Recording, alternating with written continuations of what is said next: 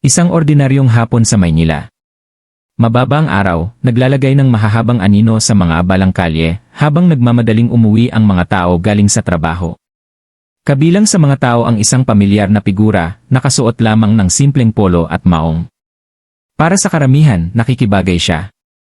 Ngunit para sa mga tumingin ng mabuti, walang pag-aalinlangan na siya mismo, ang alamat ng boxing, si Manny Pacquiao. Mahinahon siyang naglakad, ang mga kamay ay nasa bulsa. Binabati ang ilang tagahanga na nakakakilala sa kanya. Para kay Manny, hindi ito kakaiba. Sa kabila ng kanyang katanyagan at kayamanan, mas gusto niyang mamuhay tulad ng isang ordinaryong tao, naglalakad kasama ang mga taong lagi niyang kinakatawan. Ngunit ng araw na yon, may nangyari na nakakuha ng atensyon ng lahat. Mula sa sulok ng kalye, lumitaw ang isang mahinang lalaki. Puno ang kanyang damit, maayos ang kanyang buhok, at ang kanyang mukha ay may pagod ng isang taong nabuhay ng maraming gabi sa bangketa. Nag-aalangan ang kanyang mga hakbang, nakayuko ang kanyang mga mata, na parang hindi siya sigurado kung dapat ba siyang lumapit.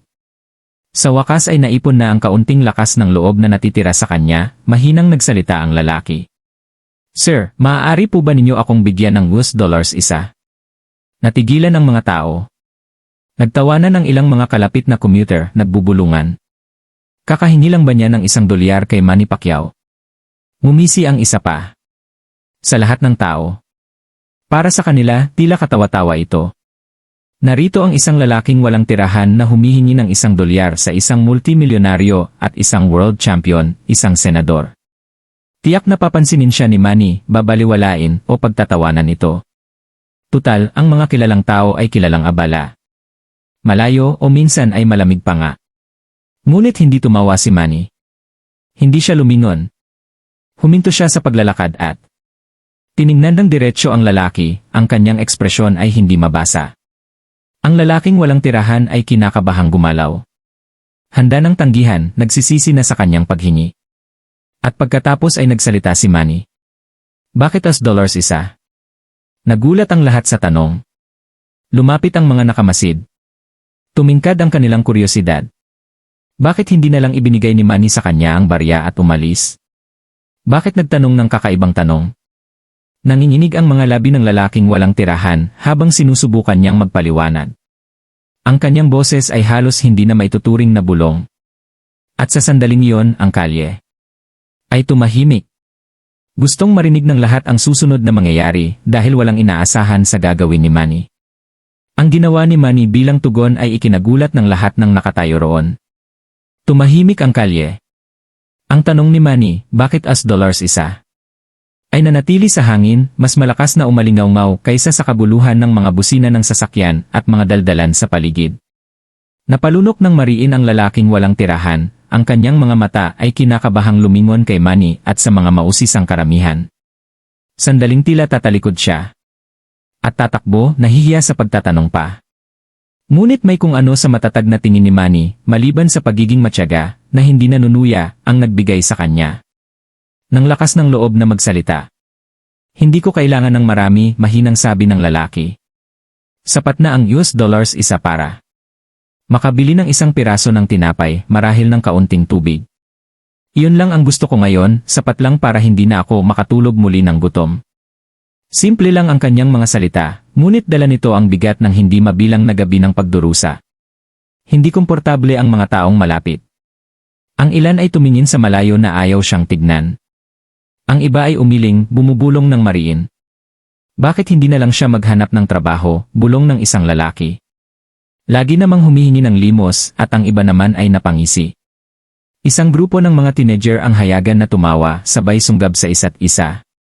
Isipin mong nagmamakaawa ka kay Manny Pacquiao ng $1. Malamang ay ginagastos niya yon sa kape.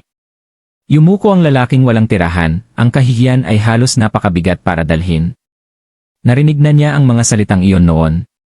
Sa mundo, siya ay hindi nakikita o mas malala pa, isang pasanin.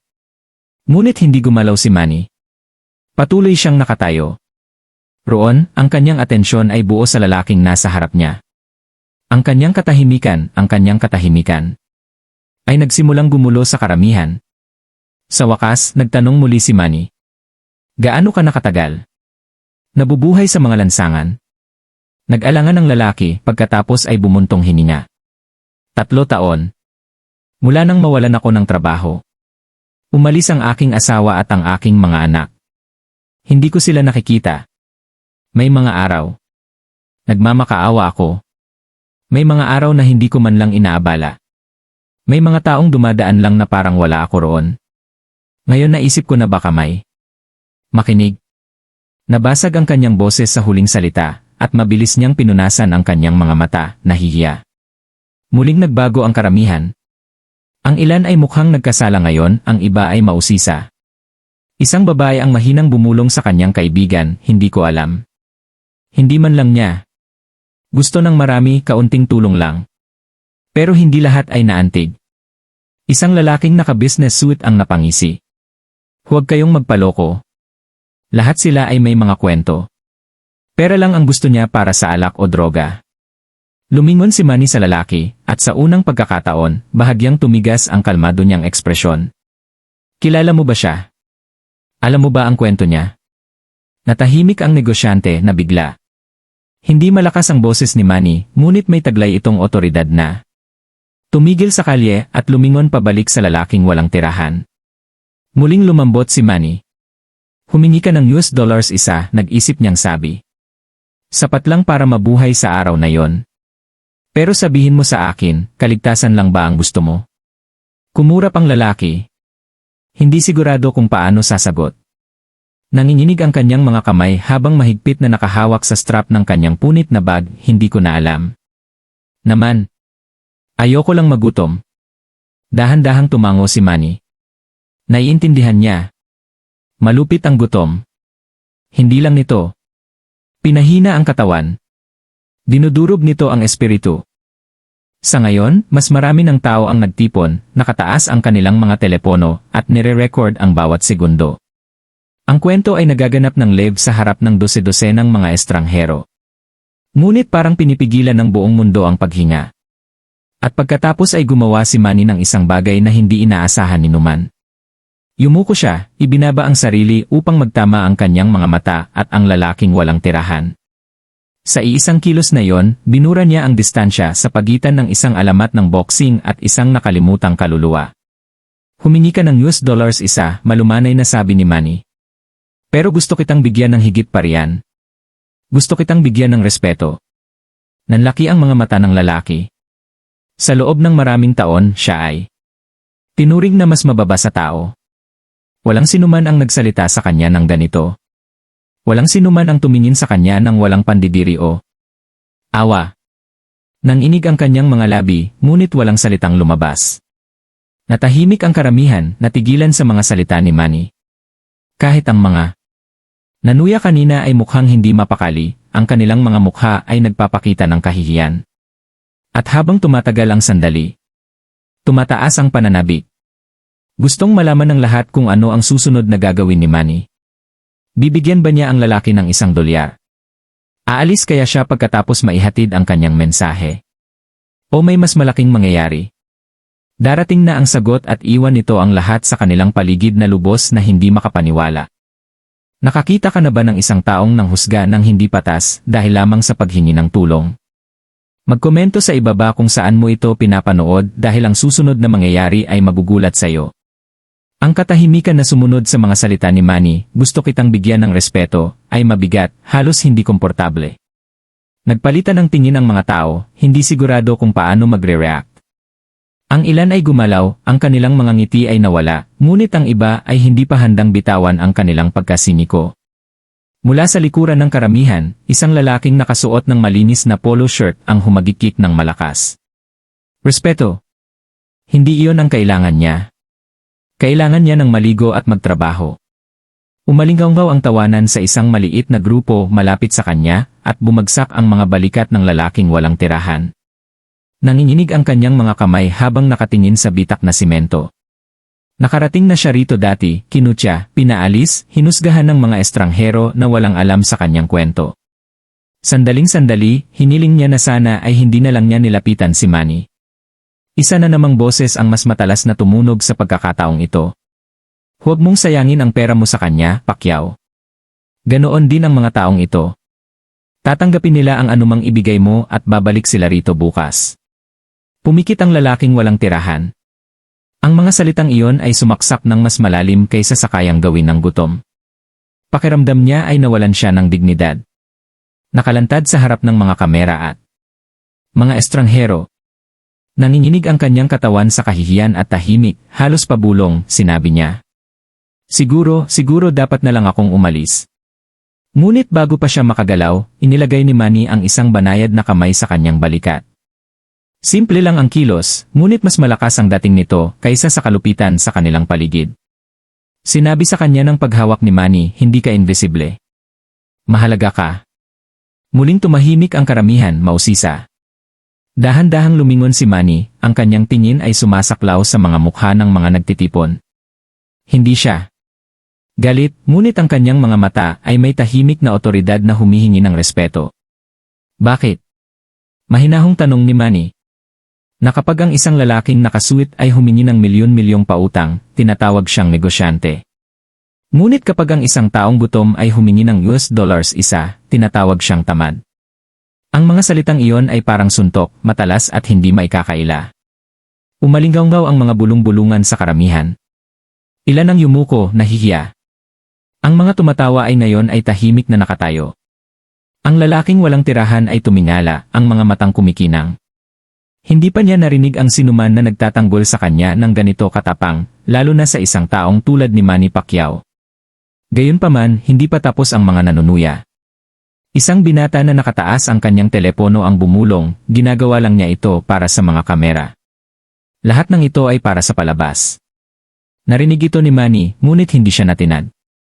Sa halip, itinuro niya ang mga teleponong nakatutok sa kanya. Kung ang mga kamerang ito ay nagre-record, mabuti. Hayaang makita ng mundo. Hayaang makita nila kung paano natin tinatrato ang mga mahihirap. Hayaang makita nila kung gaano tayo kabilis tumawa sa sakit ng isang tao. Marahil ay mapagtanto natin kung ano ang kailangang baguhin. Muling naghiyawan ng mga tao, sa pagkakataong ito ay tumango bilang pagsang-ayon. Ang nagsimula bilang kuryosidad ay naging paghanga. Hindi lamang isang tao ang ipinagtatanggol ni Manny. Hinahamon niya ang lahat ng nanonood ng live at online na harapin ang kanilang sariling mga pagtatangi. Ang lalaking walang tirahan, na labis na nabigla, ay bumulong, Ginoo, hindi ako karapat-dapat sa iyong kabaitan. Lumapit si Manny, ang kanyang tinig ay matatag ngunit banayad. Ang bawat tao ay karapat-dapat sa kabaitan. Huwag kailanman maniwala sa iba. Napahagulgol ang lalaki. Malayang umaagos ang mga luha sa kanyang mukha. Sa loob ng maraming taon, sinabihan siya sa pamamagitan ng mga salita, sa pamamagitan ng mga kilos, sa pamamagitan ng katahimikan na siya ay walang kwenta. Ngunit sa sandaling iyon, ibinalik ni Manny sa kanya ang isang bagay na napakahalaga, ang dignidad. Gayunpaman, ang mga tao ay umingay sa pananabik. Ano nga ba ang gagawin ni Manny? Magbibigay ba siya ng barya, isang perang papel, o hahayaan na lang itong magsalita? Isa sa mga kasama ni Manny, na gumagalaw ng hindi komportable, bumulong, tara na, champ. Hindi mo kailangan ng dramang ito. Ang kanyang mga anak, na nakamasid mula sa malayo, ay mukhang nag-aalala rin, hindi sigurado kung bakit ang kanilang ama ay gumugugol ng napakaraming oras kasama ang isang estranghero na pinabayaan ng lahat. Ngunit nanatiling matatag si Manny. Hindi kailanman natitinag ang kanyang titig. Hiniling sa akin ng lalaking ito ang $1 isa, malakas na sabi ni Manny para marinig ng karamihan. Ngunit ang tunay niyang hiniling ay isang paalala na siya ay nakikita, na siya ay naririnig, na siya ay mahalaga. Lalong lumakas ang mga bulong-bulungan, halo ng pagkakasala at pagkamangha. Ang ilan sa mga taong nanlait kanina ay natagpuan na lamang ang kanilang mga sarili na tumatango, nahihiya sa sarili nilang mga salita. Suminghot ang lalaking walang tirahan, hawak pa rin ang kanyang punit na bag, gusto ko lang kumain ngayon, pag-amin niya habang nababasag ang kanyang boses. Ngumiti ng malambing si Manny. At kakainin mo pero hindi lang ngayon, natigilan ang mga tao. Nag-zoom in ang telepono, kinukuha ang bawat segundo. May malaking mangyayari at alam ito ng lahat. Tiningnan ng lalaking walang tirahan si Manny nang may pagkalito. Lumipat ang kanyang mga mata sa pagitan ng kalmadong mukha ng boxing champion at ng perang nakaumbok sa kanyang bulsa. Sir, ano? Ang ibig ninyong sabihin? Dahan-dahang tumayo si Manny, ang kanyang presensya ang nagkokontrol sa buong kalye. Agad na namatay ang mga bulungan. Dumukot siya sa kanyang bulsa at yumuko ang mga tao, pigil ang hininga. Inaasahan ng lahat na bubunot siya ng isang singsing perang papel, marahil ay isang maliit na kilos para tapusin ang sandali. Ngunit sa kaibuturan, may nagsasabi sa kanila na ito ay higit pa sa inaakala ng sinuman dahil si Manny Pacquiao ay malapit nang gulatin silang lahat. Kung nakatayo ka roon at pinapanood ang pangyayaring ito, ano ang inaasahan mong susunod na gagawin ni Manny? I-comment ang iyong hula sa ibaba dahil ang katotohanan ay mag-iwan sa iyo na walang masabi. Ang hangin ay parang kuryente, puno ng pananabik. Bawat mata ay nakatuon kay Manny Pacquiao habang dumudukot siya sa kanyang bulsa. Bumilis ang paghinga ng lalaking walang tirahan. Inihanda niya ang sarili para sa pamilyar na ritual. Isang maliit na barya, marahil isang gusot na perang papel. Isang kilos na parang buto ang inihagis sa kanyang daan patungo sa isang nagugutom na aso. Naranasan na niya ang sandaling ito ng napakaraming beses. Pero huminto si Manny. Hindi siya agad naglabas ng pera. Sa halip, dahan-dahan siyang yumuko, ibinaba ang sarili hanggang sa ang kanyang mga mata ay maging kapantay ng lalaking nakaupo sa gilid ng kalsada. Bahagya na napabuntong hininga ang mga tao. Hindi ito ang tindig ng isang kilalang tao na mas mataas kaysa sa mahihirap. Ito ay isang kampiyon na nagpapakumbaba sa kanyang sarili upang makilala ang isang taong nakalimutan na ng mundo. Tingnan mo ako, malumanay na sabi ni Manny. Nag-atubili ang lalaki pagkatapos ay itinaas ang kanyang mga mata. Pulang-pula ang mga ito na puno ng mga taon ng sakit at pagtanggi. Nanginig ang kanyang mga labi, hindi makapagsalita. Humingi ka sa akin ng $1 isa, patuloy ni Manny, kalmado ang kanyang boses, ngunit ramdam na ramdam ng karamihan. Pero gusto kong malaman mo. May gusto kang malaman. Mas mahalaga ka kaysa sa $1 isa. Mas mahalaga ka kaysa sa nakikita ng mga tao kapag tinitingnan ka nila. Mabilis na kumurap ang lalaki, na parang hindi makapaniwala sa kanyang naririnig. Sa loob ng maraming taon, hindi siya nakikita. Ngayon, may isang taong kinilala ng buong mundo na nagsasabi sa kanya na mahalaga siya.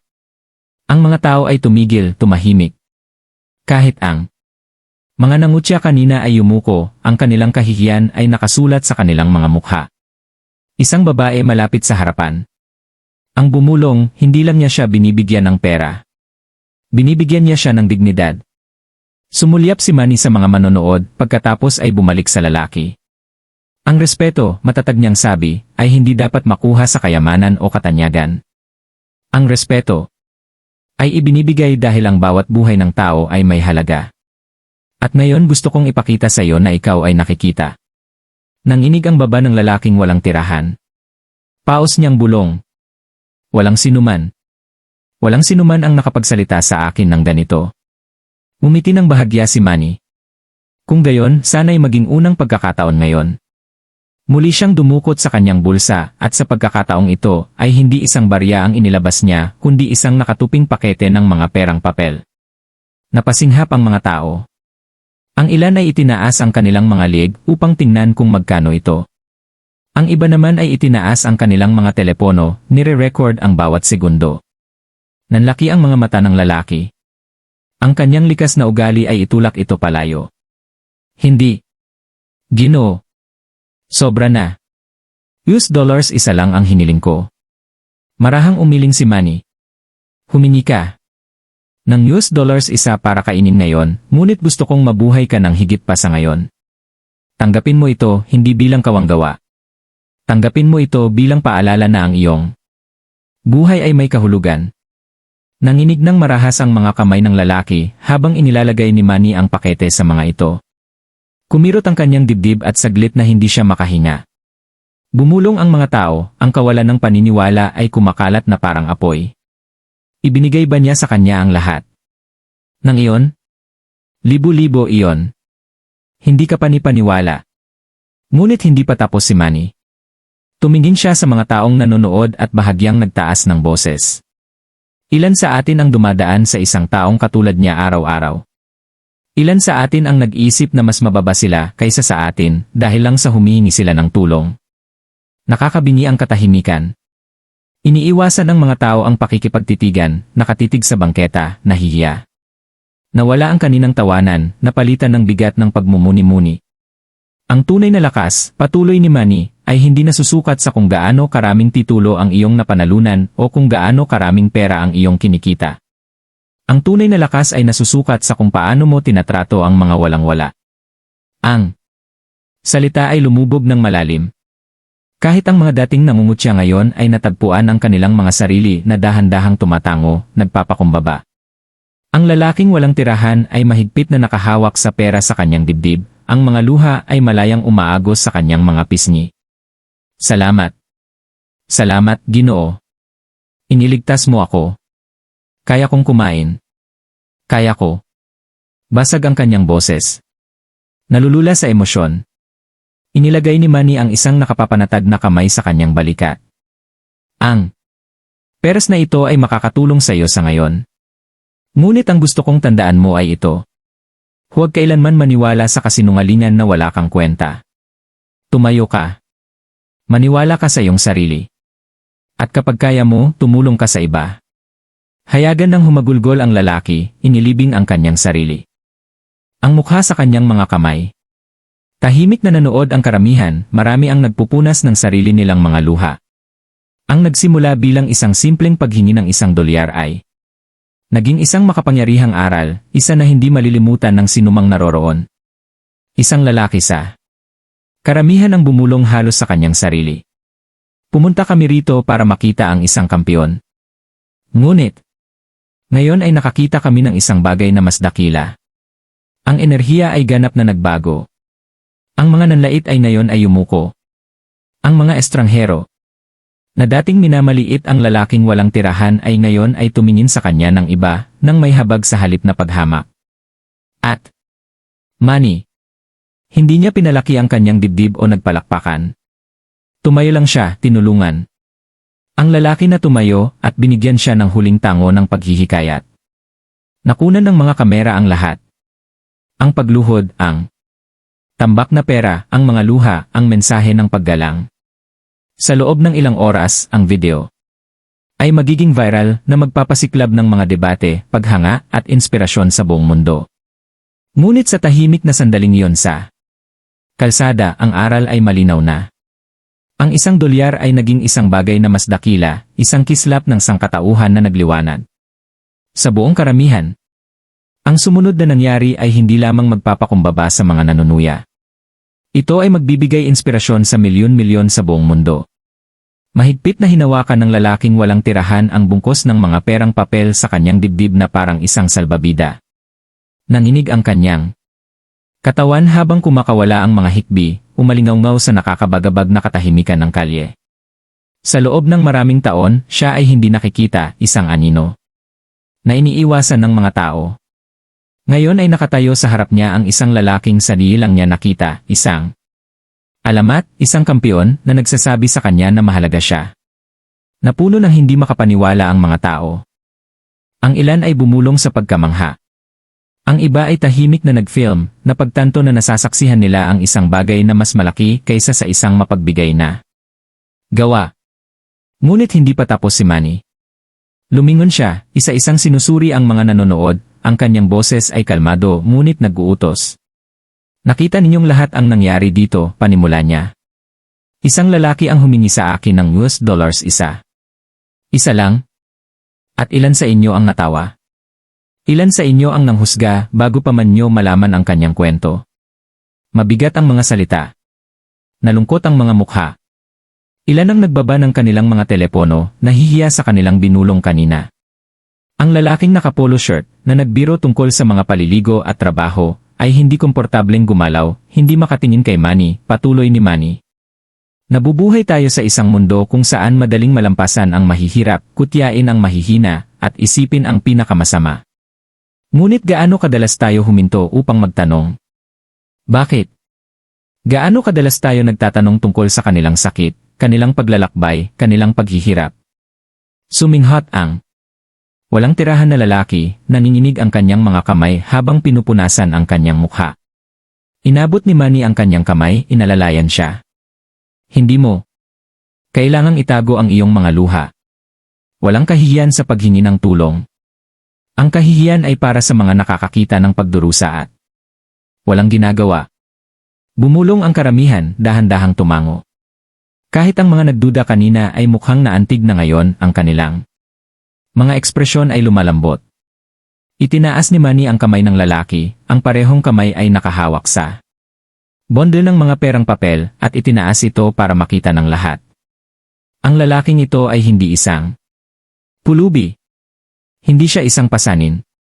Isa siyang paalala. Isang paalala na sinuman sa atin ay maaaring nasa kanyang lugar kung sakaling mag-iba ang takbo ng buhay. Kaya sabihin mo sa akin kung sino sa atin ang tunay na mas dakila. Ang mga salita ay nagpakilabot sa lahat ng tao. Nakuha ng mga telepono ang sandali. Mga kislap ng liwanag na sumasalamin sa kalmadong mukha ni Manny. Nabulunan ang lalaking walang tirahan. Hindi ko alam ang sasabihin. Binigyan mo ako ng higit pa sa aking inaakala. Marahang umiti si Manny. Kung gayon, ipangako mo sa akin ang isang bagay. Kapag tumayo ka muli, kapag natagpuan mo ang iyong lakas, tulungan mo ang ibang taong pakiramdam ay hindi nakikita. Ipasa ang paggalang na ito. Tumango ng malakas ang lalaki, muling umaagos ang mga luha. Pangako. Pangako na gagawin ko. Sa unang pagkakataon, nagpalakpakan ng mga tao. Hindi ang masiglang hiyawan na nakalaan para sa isang boxing ring, kundi isang mabagal at taos-pusong palakpakan na lumalakas sa bawat segundo. Ang mga estranghero na nangutya ay pumapalakpak na ngayon para sa dignidad ng isang lalaking minsan nilang pinalayas. Ngunit itinaas ni Manny ang kanyang kamay, hudyat ng katahimikan. Hindi pa siya tapos. Magsaya ka na ngayon. Anya, ngunit madali lang ang magsaya. Ang tunay na tanong ay, ano ang gagawin mo kapag umalis ka rito? Lalampasan mo ba ang susunod? Nagutom na lalaki at tatawa, o aalalahanin mo ba ang sandaling ito at pipiliin ang kabaitan? Ang tanong ay nakabitin sa hangin. Mas mabigat kaysa sa anumang suntok na ibinato ni Manny. Tumagos ito ng mas malalim kaysa sa mga kamao. Tumagos ito sa mga konsensya. Ang negosyanteng nangutya kanina ay bumulong sa kahit kanino. Tama siya. Lahat tayo ay dumadaan araw-araw. Isang babaeng malapit sa harapan na nakahawak sa kamay ng kanyang anak ay yumuko at bumulong, huwag mong kalimutan ito, ha? Laging tumulong kapag kaya mo. Tumango ang batang babae na lalaki ang mga mata. Ang lalaking walang tirahan ay napaluhod sa kanyang mga tuhod na labis na nabigla.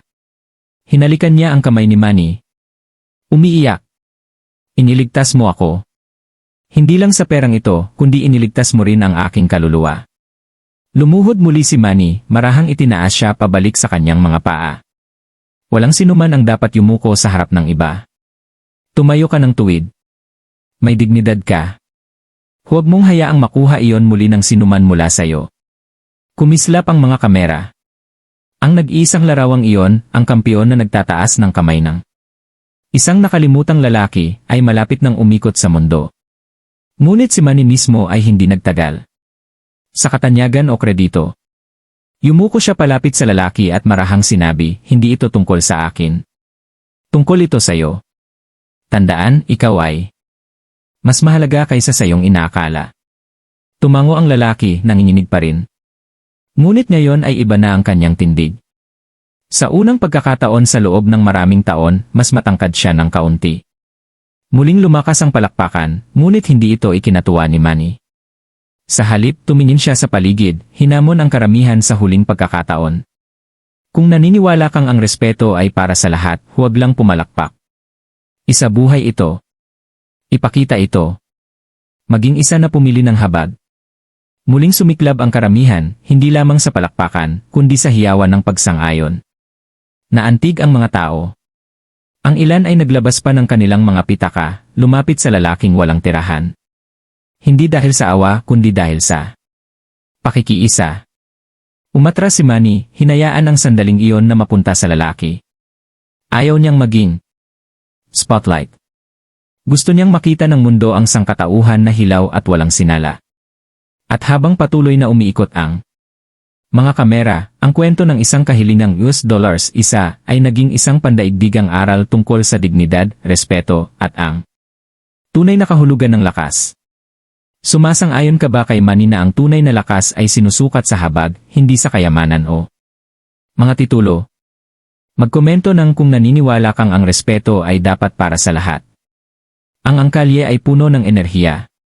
Nagbago ang atmosfera. Ang nagsimula bilang isang mahirap, halos malupit na palabas ay naging isang malalim na bagay.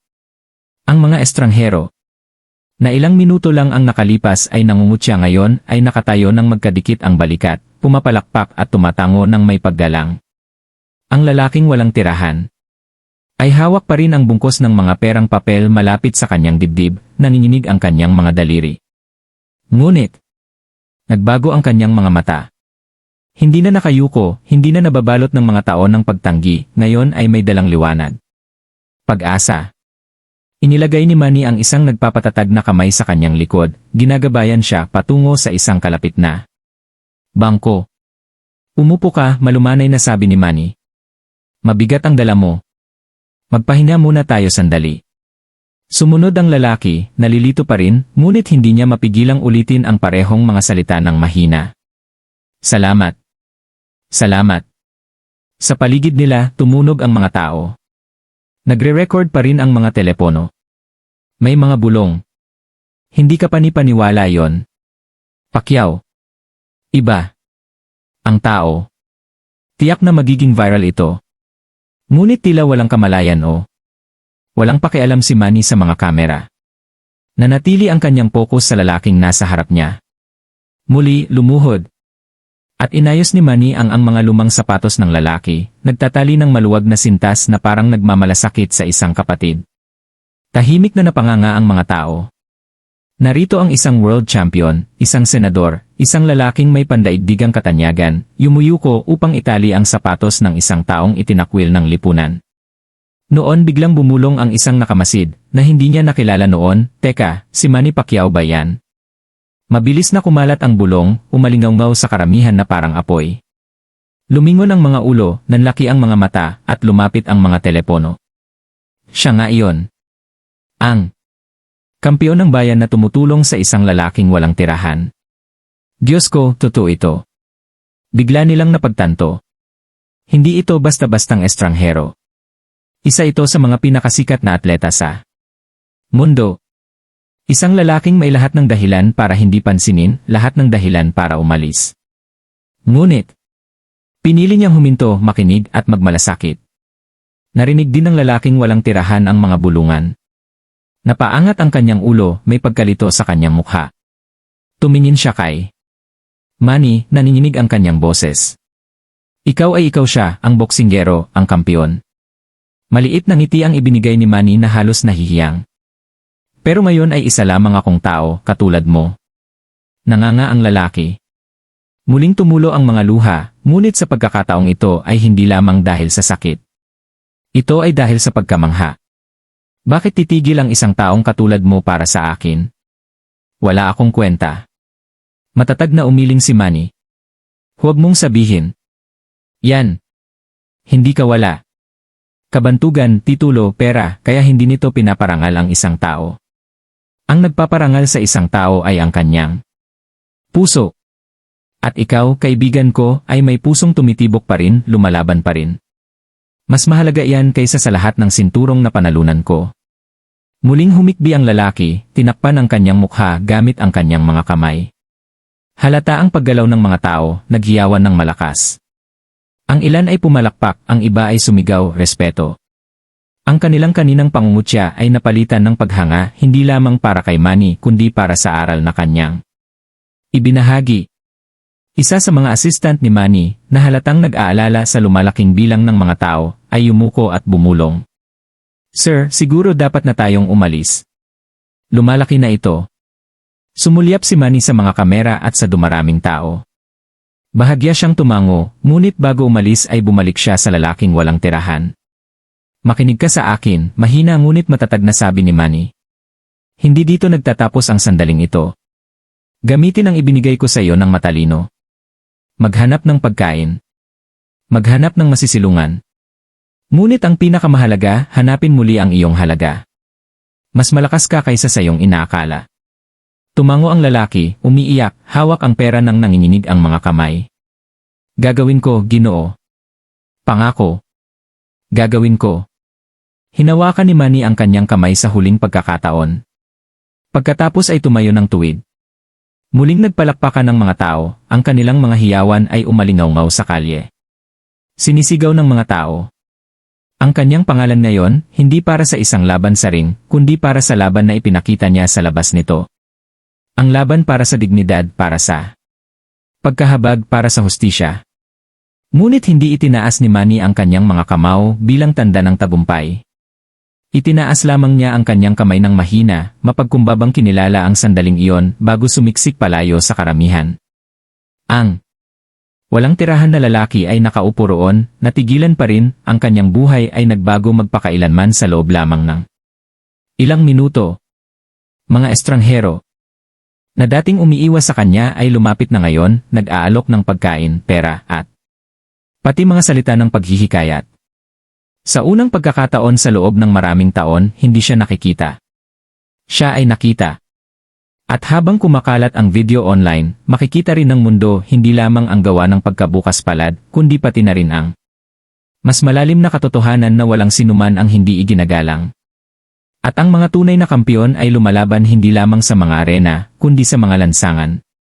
Kung saan ang sangkatauhan ay sinusubok araw-araw. Ngunit hindi dito nagtatapos ang kwento. Sa loob ng ilang oras, ang sandaling ito ay sasabog sa internet at ang susunod na nangyari ay yayanigin ang mundo. Nang tahimik na makaalis si Manny at ang kanyang mga kasama. Bumaha na ang mga video sa social media. Dose-dosenang mga telepono ang nakakuha ng sandali mula sa bawat anggulo. Ang lalaking walang tirahan na humihingi ng $1 isa, ang mga tao ay nanunuya, si Manny ay nakaluhod at sa wakas ang regalong nakapagpabago ng buhay na nakabalot sa mga salita ng dignidad. Sa loob ng isang oras, nagtrending ang mga hashtag. Paggalang sa lahat. Si Manny ang kampiyon. $1 isa na aral. Kumalat ang mga clip sa Facebook, TikTok, Twitter at YouTube. Ang bawat edit ay may mga caption tulad ng, ito ang dahilan kung bakit hindi lang siya basta kampiyon sa ring. Mabilis na sinubaybayan ng mga news outlet ang kwento. Kumalat ang mga headline. Huminto si Manny Pacquiao sa kalye para turuan ang mundo tungkol sa pakikiramay. Mula sa $1 isa hanggang sa dignidad, naging viral ang aral ng mga alamat sa boxing. Kinutya ng mga tao. Tumugon si Manny Pacquiao ng may humanidad. Sumabog ang mga comment section. Inamin ng ilan ang kanilang sariling pagkakasala. Hindi ko na pinansin ang mga taong tulad nito dati. Ngayon, iba na ang nakikita ko sa kanila. Binasag ako ng video na ito. Hindi dapat umasa sa katayuan ng respeto. Hindi lang pera ang ibinigay ni Pacquiao. Ibinalik niya sa lalaking ito ang kanyang buhay. Maging ang mga kilalang tao ay nagbahagi ng clip na pumupuri kay Manny sa pagpapakita kung ano ang tunay na kadakilaan. Ang mga atleta, aktor, politiko, at mga boses mula sa bawat sulok ng mundo ay umalingaw sa parehong sentimiento. Mas malaki ito kaysa sa boxing. Samantala, nagsimulang magbago ang buhay ng lalaking walang tirahan. Ang mga taong dating umiiwas sa kanya ay nag-alok na ngayon ng pagkain, damit, at tirahan. Ang mga lokal na organisasyon ay lumapit, na inspirasyon upang tulungan siyang makahanap ng katatagan. Sa unang pagkakataon sa loob ng maraming taon, naramdaman niya ang init ng kabaitan ng tao na nakapalibot sa kanya na parang isang kalasad. Ngunit ang pinakamahalaga ay hindi lamang ang tulong na natanggap niya. Ito ay ang paraan ng pagtingin sa kanya ngayon. Hindi bilang isang pasanin, hindi bilang isang hindi nakikita, kundi bilang isang lalaking may kwento, isang lalaking may dignidad. At si Manny, nang tanungin kalaunan tungkol sa sandaling hindi siya nagyabang o umamin ng kredito, simple lang ang kanyang tugon. Nagutom din ako minsan. Alam ko kung ano ang pakiramdam ng hindi pinapansin, ang tratuhin na parang hindi mahalaga. Kaya naman hindi ko malilimutan kung saan ako nanggaling. Ang respeto ay libre. Ang kabaitan ay libre. Kailangan lang natin itong piliin. Ang mga salitang iyon na paulit-ulit na binabanggit sa mga panayam at sinipi sa mga artikulo ay naging puso ng viral na kwento. Ipinaalala nito sa mga tao sa lahat ng dako na ang pakikiramay ay hindi tungkol sa mga dakilang kilos. Ito ay tungkol sa pagpili na makita at igalang ang pagkatao ng iba. Pagkalipas ng ilang linggo, kumakalat pa rin ang clip na nakakuha ng milyon-milyong views. Sa mga paaralan, pinatugtog ito ng mga guro upang magbigay inspirasyon sa mga mag-aaral. Sa mga simbahan at community center, ginamit ito ng mga pinuno upang magpasimula ng mga usapan tungkol sa pagpapakumbaba at dignidad. Kahit sa mga lupon ng gobyerno, binanggit ang kwento bilang patunay na ang pamumuno ay tungkol sa serbisyo, hindi sa katayuan. Ang kahilingang $1 isa ay naging isang pandaigdigang aral. Gayunpaman, si Manny mismo ay tumanggi na hayaan itong maging tungkol sa kanya. Iniwasan niya ang papuri, sa halip ay itinuro ang lalaking ang lakas ng loob na humingi ay nagpasiklab ng sandali. Nagsimula ito sa kanya, sabi ni Manny. Ipinaalala niya sa ating lahat ang isang bagay na mahalaga. Na ang paghingi ng tulong ay hindi kahinaan.